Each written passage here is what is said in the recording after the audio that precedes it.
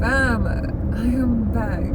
Yes, I missed you all, and I hope everyone's doing great, and I hope everyone is following the light of God, of His path, His journey, His way, and God is the way, and God loves you. So let's get into this evidence number 6. Okay. So in evidence video number 5, I ended it at where my mom had a fall, hit her head, and she had a seizure. And when she had a seizure, and I tried to get her to help or deal with the situation, the neighbor in the back has ripped the drapes open and started laughing when I was, calling for help. Okay, so now continue.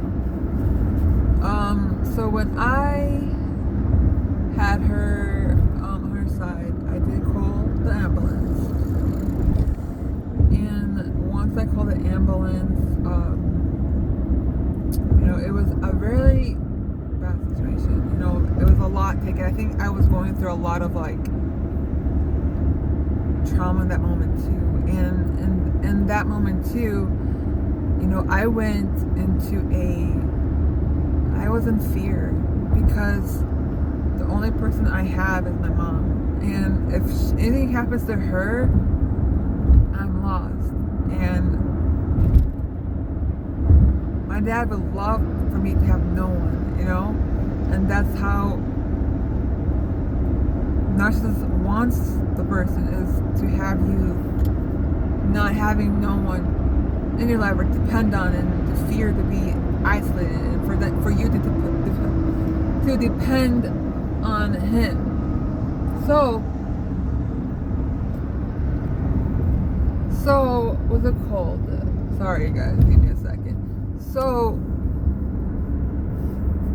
I called the ambulance. I'm driving behind the ambulance with her in my separate car, and I'm in that moment of, because I haven't talked to my dad, ever since I've escaped 7/20/20, escaping from him and my whole family. But he was, the main abuser. And, I have to be smart. At the end of the day, my mom is married to him, to my dad. And he has the right to know, So I have to be responsible. I have to be making that decision when you understand the moment that I was in. It was a lot. Then I have to make that decision to call my father, who has been after me all my life, and wants to get a hold on me, So I made that call. I had to. And so once I did, I told him that my, mom fell, come to the hospital. When I did call him, you can tell that he was excited that he had access to me again, So I did not want to focus on that. I just want to focus on being responsible, calling her husband, which is my dad, and letting him know, and for him to understand what's going on. I went to the hospital, and when I went there, I didn't go to the room yet, so I was in the waiting room. And then once I went to the room, the two people who is plotting on me, and who was part of the, inside job and working with the government, the only people were there is those two that came. Not my little brother, not my other brother, not my sisters. Just my sister, who was 1 year older than me, and my dad. So, again, I had have to be responsible. I did not let that annoy me. I'm focused on my mom. My mom, only my mom. So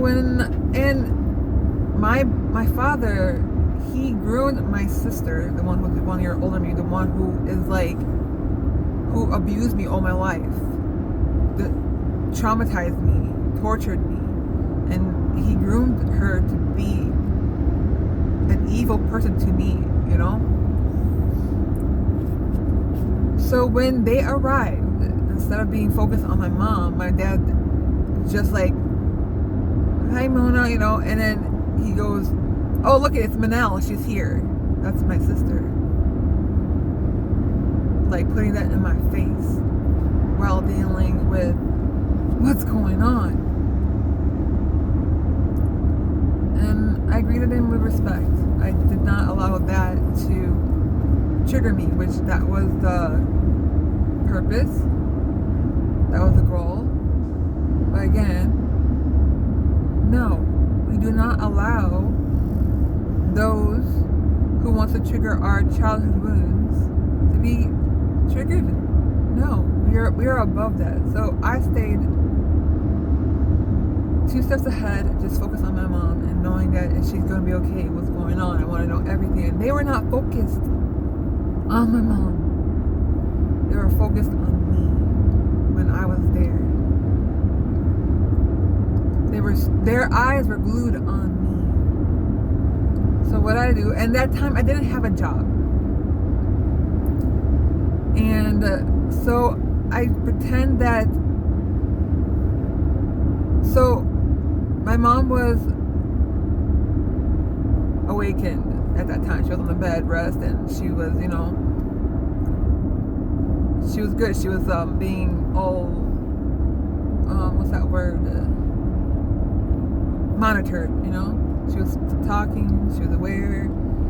So when they did come, I did not want that tension or anything to disturb her, you know. I didn't want her to feel like, because you can feel the tension from them. It was dark. But again, I only thought of my mom's well-being. I have to. That was the focus. So when I felt the tension, I felt that they're gaslighting me. I felt that their focus was on me and not my mom.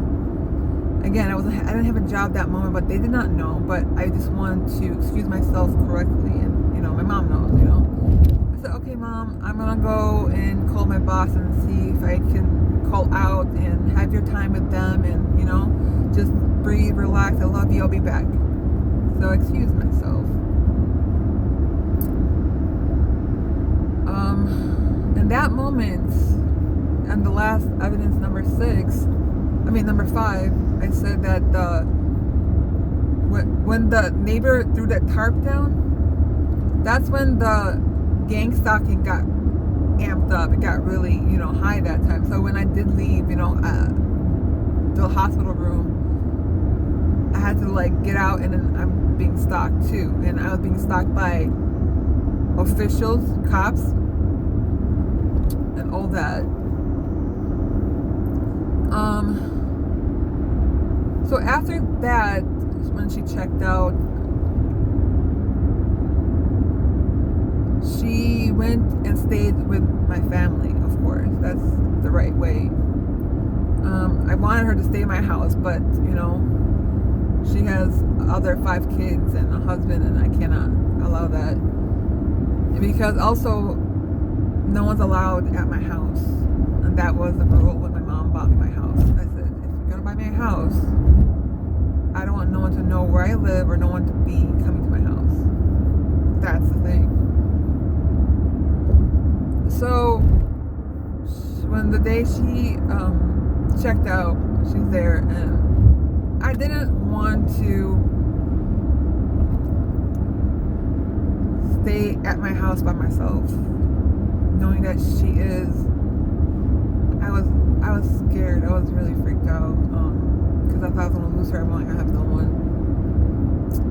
And on top of that, my neighborhood gang stalking got really bad. So I wanted to stay at a hotel and get away from the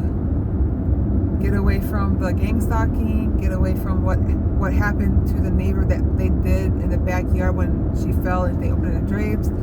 I wanted to get away from the living room that my mom fell at. I just wanted to go into a hotel and just stay there. So when I was staying at a hotel, it's about like a week I was staying there. So at that time, there was a lot of gang stalking again, and then there was a lot of people following me and just everything at once. When I was staying at the hotel, I was very depressed. I was very down. I did not know what to do. I did not know anything what to do. Like it's out of my hands, but I wanted to go to some official or some cop to talk about and put my statement in and have it on record. But God told me no. I got mad. God told me no. You can't. I don't know why. I said, God, why are you not letting me go and talk to an official and tell them what's going on? Why? So he didn't tell me, right away, So I was in my hotel, laying on my bed, and out of nowhere, God said, get up and go past the front desk. And I'm like, what? I don't want to do that. Like, I was so angry that time. I couldn't process all this what's going on, And he told me, get up, go past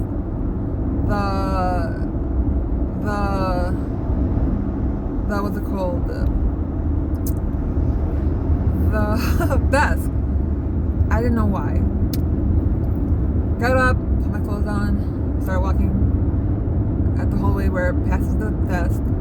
When I passed the desk, I saw one female and two male cops.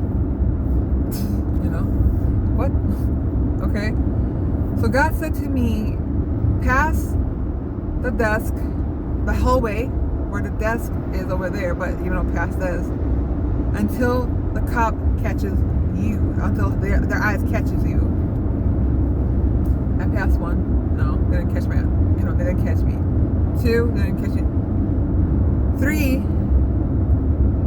So the female cop was talking to the front desk, and the two males. So the older male caught his eyes on me, and what did he do? He froze, and his eyes widened.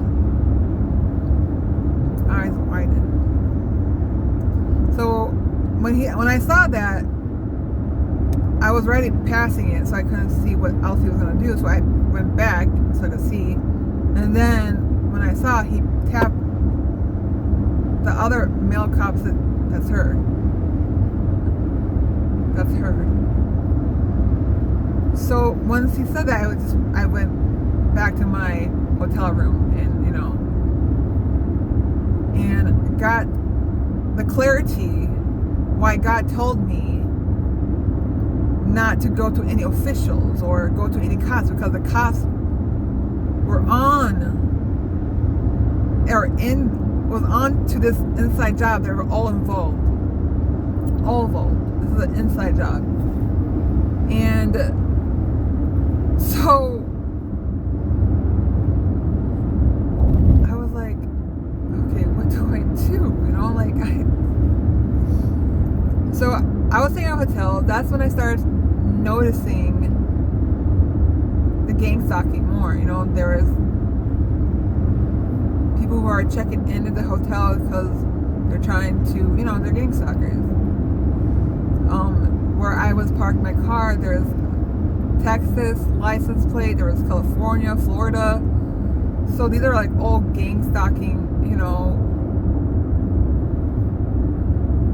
cars. Then you can tell, you can tell by their faces who are the gang. You can feel it, you can see it, you can sense it, you can So I had nowhere to go. So even at that time when my mom had all that going on, I was going to a Reiki lady who I go to, I go to a Reiki lady, meditation and healing and all that, everybody should take care of themselves, mind, body, and soul. And, I went to her when I was going through all that traumatic, events, my mom, and I told her about the gang stalking. I told her about everything that was going on. So she was even, in the era of when that was happening. So she knows. If I tell her about, remember when I was going, and she would remember because I have told her I'm being gang stalked. The trainer's after me, and who's a warlock, and his wife is, is the one who is coming at. Those are the couples that are coming after me, and started all this, and so she knows everything. So after that, I was staying there for a week probably, while my mom was,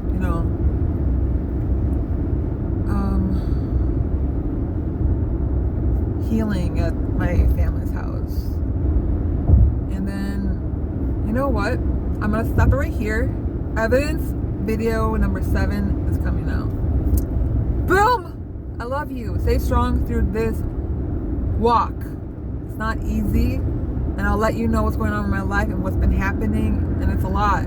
I love you.